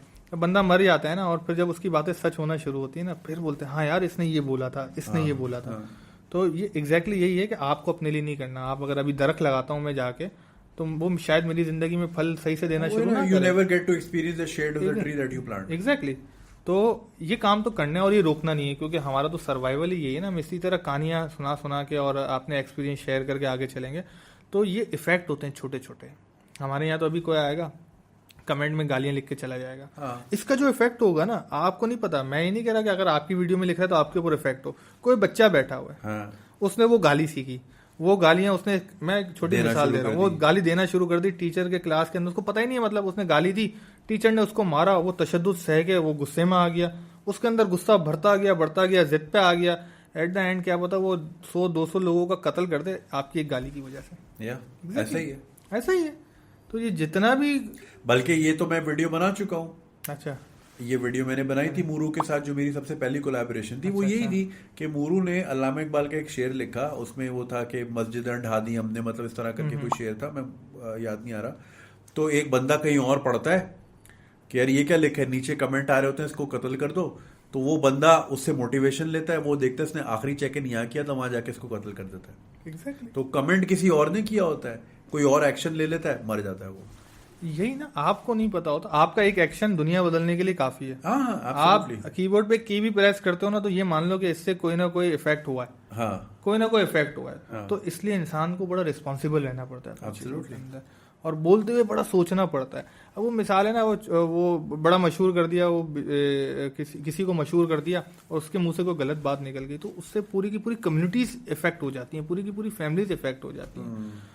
तो मैनी वर्ल्ड इंटरप्रिटेशन यही है कि आपका एक एक्शन दुनिया बदलने के लिए काफी, रियलिटी बदल मतलब आप एक जगह खड़े हो, आपने ये एक्शन लिया और पीछे शपड़ शपड़ शपड़ शपड़ सारा हट गया, रियलिटी चेंज। अब आप कहीं और खड़े हो, बेसिकली यही हो रहा है, हमें दिख नहीं रहा। हाँ, बेसिकली यही हो रहा है। और ये हम रियल लाइफ में करना शुरू हो गए, क्योंकि इंसान क्रिएट करता है ना। इंसान ने एक खुदाई, एक सलाहियत जो इंसान को मिली हुई है, जिसका 0.001% भी शायद हम ना करते हो, लेकिन इंसान के अंदर एक क्रिएटिवनेस है। अभी मैं यही कह रहा था कि हम जिस तरफ जा रहे हैं ना, अभी मैं पढ़ रहा था GPT-3 का, तो एंड आपको कुछ नहीं करना, आपको सिर्फ क्रिएट करना है, आपको क्रिएटिविटी लानी है। मगर उसामा देखो, यही चीज 200 साल पहले लोगों ने जब स्टीम इंजन बनाया था, तो सोच लिया होगा ना, we are at the pinnacle of technology, अब इससे अच्छा कुछ नहीं हो सकता, मगर हो रहा है।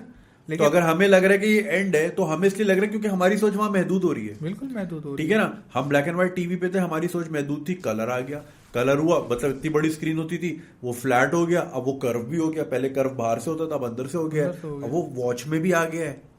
तो हमारी सोच तो लिमिट इसलिए होती है बिकॉज हम समझते हैं हम बस अब एक पिनिकल में, इससे ज्यादा और क्या होगा।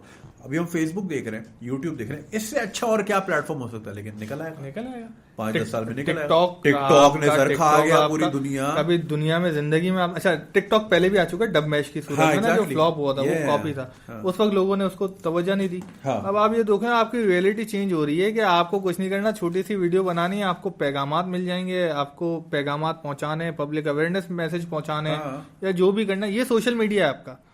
बैठा so my point being Usama, कि हमें भी लग रहा है कि GPT-3 और ये सारी ह्यूमन मतलब AI पूरा जो है ना डाउनलोड कर लेगा। अभी न्यूरलिंक की भी हम बात कर रहे थे यहाँ आने से पहले, तो वो तो हमें इसलिए लग रहा है क्योंकि हमारी सोच वहां तक जा रही है। जब इंसान उस पहुंच जाएगा, क्योंकि इंसान तो हमेशा आगे देखता है ना, क्योंकि वो हमारा जो रीजन ऑफ एग्जिस्टेंस है, the reason we survived is because out of all the species that are alive, humans are the only species that when it looks at the stars it wants to go there, कि मैंने जाना है वहां पे। कीड़ा है हमारे अंदर, कीड़ा है। बाकी तो कीड़े मकोड़े फिर रहे ना, वो कल्ली वल्ली भाड़ में जाए, हमें खाना चाहिए, सेक्स करना है, सोना है। हमारी खाने में कीड़ा है, ये वो चांद है, मुझे उस पे जाना है, पहुंच गए। अब मार्स पे जाना है, हमारे बच्चे जुपिटर की प्लानिंग कर रहे होंगे। एग्जैक्टली यही है ना। तो अच्छा, ये होता है कि इस वक्त अगर हम बैठ के ना ये बातें कर रहे हैं ना तो शायद लोगों को पता ही ना हो, ठीक है, तो उनको समझना है, आगे जाके उनको समझ आएगी तो उनको, और हमारे कुछ लोग और आएंगे जो आगे की बात करेंगे, उन पे फिर हंसा जाएगा। तो ये हंसने वाली आवाम है, वो हंसती रहेगी, लेकिन लोग तरक्की करते रहेंगे, क्योंकि एक सोच है ना लिमिटेड। मेरे पास रेफरेंस पॉइंट अभी ये मौजूदा टेक्नोलॉजी का है, तो मैं इसको देख के आगे की टेक्नोलॉजी में जाऊंगा, या मैं साइंस फिक्शन फिल्म देख के जाऊंगा। ए पॉइंट से बी जा सकते, ए पॉइंट से बी जा सकते, नहीं जा सकते। तो एग्जैक्टली, तो द पॉइंट बीइंग कि आर्ट जो है ना, वो इंसान किसी भी जमाने में किसी भी वक्त उसको अपनी तशरीह में ला सकता है। आज हम बोलते हैं ना अल्लामा इकबाल की किताब हम आर्ट है ना, पोएट्री क्या आर्ट है, ये तो हर्फ ब हर्फ इस वक्त सच हो रहा है, ठीक है, 1000 साल के बाद भी होगा, क्योंकि वो आर्ट है, तो इंसान चलता है इसलिए। तो ये है, मैं आपको उस पॉइंट पे आऊंगा, टाइमलेस आर्ट है। एंड हम क्या करेंगे, हमने कुछ ऐसे आर्टिफिशियल इंटेलिजेंस बना लिए जो रोबोट्स क्रिएट कर रहे हैं, और वो बिल्कुल रोबोट्स इंसानों की तरह हैं, और एट द एंड क्या होगा, ये होमोड्यूस बुक पीछे पड़ी हुई है ना, एट द एंड इंसानी खुदा होंगे। मतलब ये एक खुदा, मैं वो इन सेंस नहीं कह रहा कि नाउजुबिल्ला कि वो पूरा हो जाएगा, लेकिन इंसान इस लेवल पे अपने आप को लाना चाहेगा कि अब मैं कंट्रोल करूं। अभी भी है बहुत सारे लोग आपकी जंग से, मेडिसिन से, वॉर से, दुनिया ही खुदा बने हुए हैं, खुदा तो है एग्जैक्टली, लेकिन वो फिर टेक्नोलॉजिकल खुदा बनेंगे। ओके, अच्छा वो क्या करें, अच्छा एक एंड है ना, छोटी सोच है ना। Don't you think mark Zuckerberg हो गया, जेफ बेजोस हो गया, अपने आप को उस तरह लेवल पे नहीं सोचते क्या? सोचते होंगे, बिल्कुल सोचते होंगे, यार मैं खुदा हूं, मैं बटन दबाऊं, मैं बटन दबाऊं, मैं प्रोफाइल गायब, तेरा डिजिटल एग्जिस्टेंस गायब। एग्जैक्टली, अगर जैक और जेफ और मार्क ये एक हो गए कि दे डिसाइड यार उसामा को गायब करना है, कल एक वो ब्रेट वाइनस्टीन है, उसको फेसबुक ने उड़ा दिया, भाड़ में जाओ, नहीं देना तुम्हें प्लेटफॉर्म, डी प्लेटफॉर्म कर दिया, तो ये तो तुम्हारी एक रियलिटी तो गायब कर दी ना उन्होंने, खत्म कर दी ना, खत्म ही कर दिया। सो दे डिसाइडेड, उसको एलेक्स जोन्स को यूट्यूब ने हटा दिया था, एलेक्स जोन्स को हटा दिया, जो मतलब सबसे बड़ी चला कॉन्स्पिरेसी वो लाता था। और कहने का मकसद ये, अच्छा हम क्या करते हैं, हम हमेशा ना, इंसान छोटा फ्रैक्शन हो लेकिन काउंटर में वो चीजें ला रहा होता है। आप जिस तरह बोल रहे हो ना कि ये अगर होमोड्यूस, मैंने एक आर्टिकल लिखा था इस पे कि अगर होमोड्यूस आएंगे जो टेक्नोलॉजिकल अपने आप को खुदा कहेंगे, तो इंसान इस वक्त उनकी जंग में क्या कर रहा है, तो वो मेरे लिए था डिसेंट्रलाइज नेटवर्क। ठीक है, डिसेंट्रलाइज नेटवर्क, हमने कहा कि एक तरफ एक बंदा होगा, दूसरी तरफ कुछ नंबर्स ऑफ पीपल होंगे जो उस बंदे से लड़ रहे होंगे। जिस तरह यूट्यूब है, यूट्यूब एक जायंट है, एक है दूसरा लिबरी.tv, ठीक है, वो टोटल डीप सेंट्रलाइज प्लेटफॉर्म पे चलता है, वो मुख्तलिफ रिवॉर्ड्स की सूरत में, टिप्स की सूरत में, कम्युनिटी एज अ कम्युनिटी चल रहा होता है। तो हम काउंटर भी करते रहते हैं, हम हमेशा, हमने यही किया है कि अगर मतलब एक थीसिस बनाते हैं और एंटी थीसिस साथ चल रहा होता है कि ये बहुत पावरफुल ना हो जाए और ये डोमिनेंस ना हो जाए। अच्छा, सोच के नहीं करता ये कोई सोच के नहीं करता, ये खुद ही हो रहा होता है, क्योंकि होता है हर एक्शन का रिएक्शन। मैंने कहा ना, उन्होंने एक्शन लिया तो यहाँ पे डिसेंट्रलाइज आ गया, हमने तो बंद किया हुआ है ब्लॉकचेन टेक्नोलॉजी। मतलब दुनिया के अंदर, दुबई बोल रहा है 2021 के अंदर मैं अपना पूरा सिस्टम ब्लॉकचेन कर दूंगा, और हम तो अभी तक समझने के लिए हमें टाइम लगेगा कि ब्लॉकचेन टेक्नोलॉजी क्या है। तो बेसिकली क्या कि अब वो इंसान क्या करेंगे जो इस लेवल पे पहुंच गए, जिनको ना खाने की टेंशन है, ना कमाने की टेंशन है, पत्थर तोड़ के ला रहा है तो रोबोट ला रहा है, खाना पका रहा है तो रोबोट पका रहा है, फार्मिंग कर रहा है तो रोबोट कर रहा है। एट द एंड बहुत सारे इंसान, जिस तरह इंडस्ट्रियल रेवोल्यूशन में पीछे रह गया था, चाइना पीछे रह गया था, और फिर चाइना ने एकदम अपने आप को बूस्ट किया और फिर आया। लेकिन जो इस टेक्नोलॉजिकल रेवोल्यूशन में पीछे रह जाएंगे तो उनको आगे आना बनता नहीं है। तो वो एक किस्म का समझें कि कल्ट बन जाएगा, जो जिनका काम होगा कि लड़ना। तो फिर ये वही नहीं हो जाएगा मैड मैक्स? एग्जैक्टली, यही इसी तरफ आ रहा हूँ, मैड मैक्स की तरफ जा रहे हैं कि चंद एलीट हैं, कुछ एलीट होंगे जो टोटल टेक्नोलॉजिकल रेवोल्यूशन लेके दुनिया को कंट्रोल कर रहे होंगे, और हम कुत्ते की तरह पानी और बेटा किसका यहाँ पैदा हो रहा है ये कर रहे होंगे। तो हम तो जा ही उस तरफ रहे, और बाहैसियत कौम में बोलूं तो हम तो बहुत आप ये इनकी बात कर रहे हैं, मैं तो बोल रहा हूँ पड़ोस मुल्क में अंबानी को देख लें, फ्री इंटरनेट बांटा, हर कोई उसकी रीच के अंदर आ गया। और वो द किंग सर्विसमैन कौन सी मूवी थी जो फ्री इंटरनेट बांट के और उसने पूरी दुनिया को खत्म करने का प्लान बनाया था? किंग सर्विसमैन मेरे ख्याल से एक मूवी थी, नाम मैं भूल जाता हूँ, नाम का बड़ा इशू होता है मुझे। उसके अंदर ये था, उसने फ्री इंटरनेट बांटा और उसने बोला इन सिम्स के अंदर से फ्रीक्वेंसी निकलेंगे तो लोग एक दूसरे को कत्ल करना शुरू कर देंगे, और एलिट को लेके वो चला गया। तो जब अंबानी ने ये जियो के साथ ये किया था अपने के साथ, तो मैंने कहा यार ये तो वही कर रहा है, रेप्लिकेट कर रहा है। लेकिन आप ये देखें उसके बाद पावर कितनी है ये करने से। उसने फ्री इंटरनेट दिया और उसका इफेक्ट कहाँ पड़ा कि जो टॉप यूट्यूबर था प्यूडीपाई, उसको हरा दिया किसने? टी सीरीज ने। क्योंकि क्या हुआ, वहां पे लोगों को चाहिए एंटरटेनमेंट, लोगों के पास तो कोई और काम ही नहीं है। इंसान क्या करना है? एंटरटेनमेंट लेना है। ये जो लोग वीडियो देख रहे हैं क्या कर रहे हैं? एंटरटेनमेंट लेना है, अपना टाइम गुजारना है। तो इंसान तो करता ही है ना, बोर्डम इंसान का सबसे बड़ा दुश्मन है। तो उसने क्या किया, जब ये चिप्स दी, फ्री इंटरनेट दिया, तो फ्री इंटरनेट देने के बाद लोगों ने वही बॉलीवुड गाने सुनना शुरू कर दिए, जो टीवी और सिनेमा में गांव गोठों में बैठ के जो रात को टीवी में देखते थे। उन्होंने बोला यार मोबाइल में आ गया, फ्री इंटरनेट मिल रहा है, यहाँ देखो। तो उन्होंने क्या किया, ठक सब्सक्राइब करना शुरू किया, और टॉप यूट्यूबर जो प्यूडीपाई था उसको टी सीरीज ने डिफीट कर दिया। टी सीरीज ऊपर चला गया, टॉप यूट्यूब का चैनल बन गया। तो ये छोटे छोटे इफेक्ट होते हैं, ये छोटे छोटे इफेक्ट होते हैं। अब अंबानी जब चाहे, अभी तो वो कर रहा है, इन प्रोसेस है, वो उसने दूसरी टेलीकॉम कंपनीज को फेल करना शुरू कर दिया, मोदी को वजीर आजम बना दिया। मतलब ये पावर है, टेक्नोलॉजिकल पावर है, ये किंग मेकर बना हुआ है वो इस वक्त ना, टेक्नोलॉजिकल पावर है। और अब उसकी ख्वाहिश क्या होगी? हम उस दिन यही बात कर रहे थे कि फैंटेसीज का एक लेवल होता है, उस लेवल के बाद जब इंसान, अगर हम वहाँ पहुँच गए और होमोड्यूस बन गए, उनके पास दूसरी चीज़ क्या होगी करने की? तो एक तो वो अपने आप को मार रहे होंगे, कीड़े मकोड़ों को, जो इंसान बाहर रह गए होंगे पीछे, वो आ जाए हमें चाहिए, अबे निकल भाई मारो, खेल ले होंगे मुख्तलिफ। वो गेम्स नहीं देखते मूवीज के अंदर के, उठाया इंसानों को एक जगह पे डाल दिया कि तू आएगा, जो जीतेगा उसको छोटे दर्जे पे थोड़ा सा वो झलक दे दी जाएगी। तो ये उनका खेल बन चुका होगा। तो हंगर गेम्स एलिट्स हैं, अभी भी है, एलिट्स तो अभी भी हैं। 1% के पास, आप उठा के देख लें, 1% के पास दौलत जा रही है, 99% हम बाकी आधी दौलत पे, थोड़ी सी दौलत पे हम खेल रहे हैं, मुल्क चला रहे हैं पूरे। तो एट द एंड इंसान यही करेगा। इंसान को, कोई भी इंसान पावर में आ जाता है ना, अब वो अपने मुंह से भले नहीं बोलता, लेकिन उसको खुदाई ज़ोब आ जाता है, गॉड फैक्टर आ जाता है। अबे भाई जा, तू क्या है? इंसान अपनी औकात बहुत जल्दी भूल जाता है ना। तो मसला यही है। अच्छा, जब ये भी, इससे भी बोर हो जाएंगे कि यार अब इससे भी बोर हो गए, तो बोलेंगे चलो अपनी दुनिया बनाते हैं, अपनी दुनिया बनाते हैं, मार्स चलो, वहां पे हम अपनी तख्लीक करदा रोबोट को आपने वहां भेज दिया, चलो भाई इनको कॉलोनी बसा। अभी भी यही कर रहे हैं। अभी GPT-3 का पढ़ रहा था, उन्होंने 4 AI बनाए और उनको बोला कि इस छोटे से गेम के अंदर तुम्हें हाइड एंड सीक खेलना है। तो वो खुद, उन्होंने कोई मिलियंस ऑफ बिलियंस आपस में गेम खेले और एक के बाद एक स्ट्रेटेजी उन्होंने आपस में दरियाफ्त करना शुरू कर दी, और फिर चीट भी करना शुरू कर दिया जो गेम के गिलिश थे। AI इतना पावरफुल है। तो जब आप ये काम कर रहे होंगे, अच्छा हम भी AI हैं, अच्छा वो क्या करते हैं, बिलियंस ऑफ मिलियंस गेम, समझ रहे हैं, उन्होंने ठक करके फॉरवर्ड किया और वो स्पीड में खेल रहे होते हैं। मतलब इंसान कर सकता है इस वक्त कि आप उसको जितनी प्रोसेसिंग स्पीड आपके पास है, उतनी स्पीड में उनसे गेम खिलवा लेते हैं। ठीक है, ऐसा नहीं कि हम तो टाइम एक ही है ना, हम time is a relative thing ना। तो हमारे लिए टाइम 60 साल हैं, 70 साल हैं। और कोई, अगर मैं ये समझाने की कोशिश कर रहा हूँ, अगर मैं AI क्रिएट करता हूँ एक वर्चुअल वर्ल्ड के अंदर, और मैं उनको बोलता हूँ तुम्हारा जो 1 सेकंड है, मेरा ये जो 1 सेकंड है वो तुम्हारी जिंदगी है, तो मैं कंप्यूटिंग प्रोसेसिंग पावर से ये कर सकता हूँ।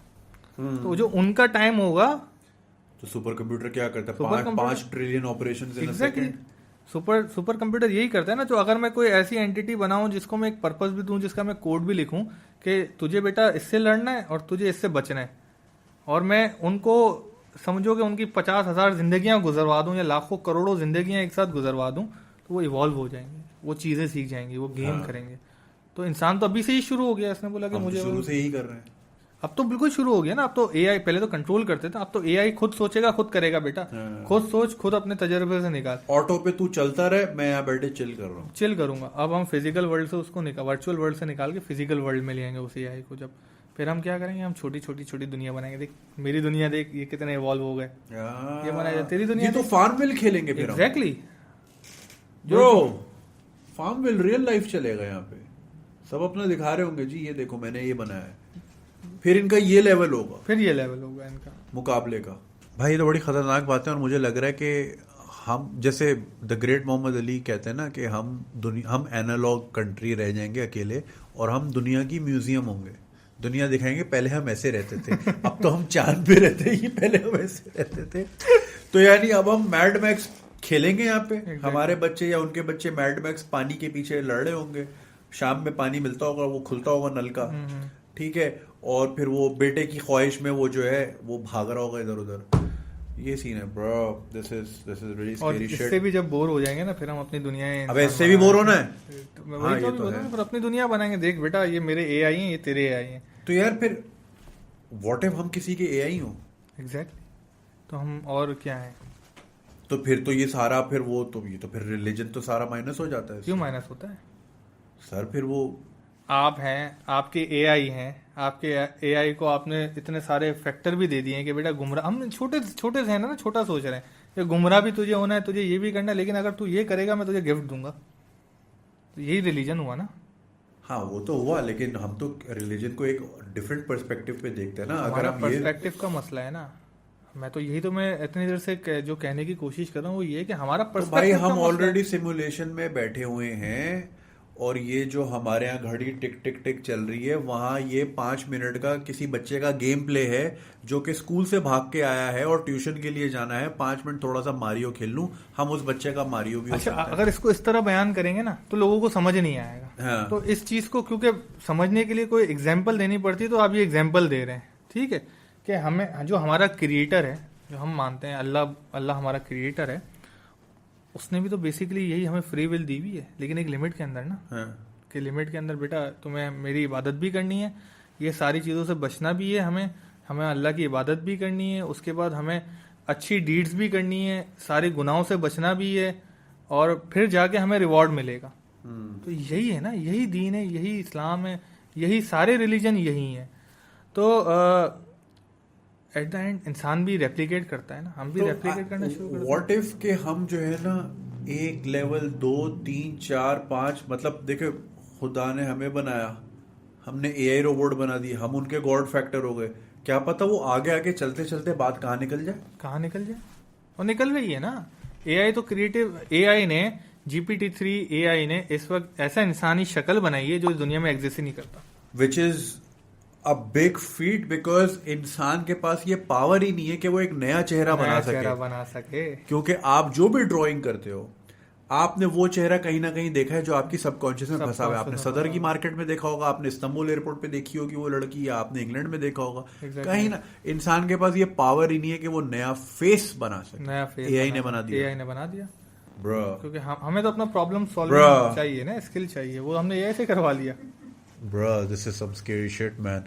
खैर उसामा, हम तो 5 घंटे बातें कर लें, हमारा तो स्टिमुलस चलता ही रहेगा इस पे, और हम तो सेपियो सेक्सुअल लोग हैं, दूर से करते हैं तो। But man, lovely speaking to you and always a pleasure having you. I am sure आप लोगों ने एंजॉय, अगर आप इस स्टेज तक पहुंच गए हैं तो बहुत बड़ी बात है, आप बड़े थिंकर वाले आदमी या खातून है, वरना हर कोई तो जिन स्टोरीज लगा दे उसी पे ही कमेंट करके निकल गया होगा। So thank you for watching if you've come this far, and don't forget to support us on Patreon so we can bring you much content, more and more content like this. ये वाली बातें करनी है यार, मतलब वो मंजन भी बेचेंगे, ये वाली बातें ज़्यादा ज़रूरी है। चलो इंशाल्लाह see you soon, take care.